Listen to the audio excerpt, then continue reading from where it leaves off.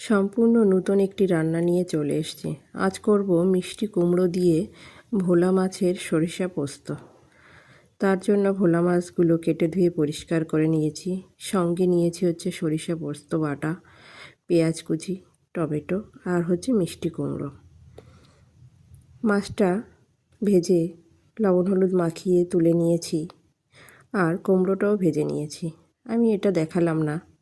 এবার ওই তেলের ভেতরে আমি গোটা জিরে, শুকনো লঙ্কা ফোড়ন দিয়ে পেঁয়াজ কুচিটা দিয়ে দিলাম।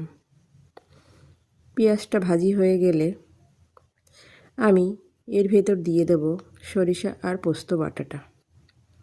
সরিষা পোস্ত বাটাটা দিয়ে একটু হালকা হাতে ভেজে নেওয়ার পর আমি এর ভেতরে দিয়ে দেব পরিমাণ মতো লবণ, হলুদ আর হচ্ছে লঙ্কার পেস্ট, যেটা ফ্রিজে থাকে আমার সব সময়।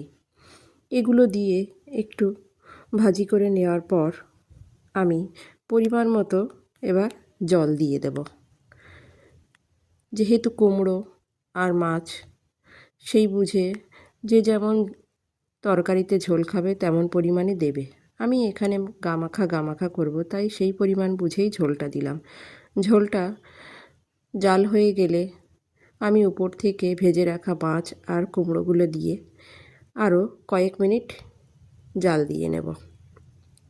জাল দিয়ে নেওয়ার পর আমি জিরের গুঁড়ি আর গরম মশলার গুঁড়ি দিয়ে আরও কয়েক মিনিট জাল দিয়ে নেওয়ার পর দেখো ঝোলটা অনেকটাই কমে গেছে।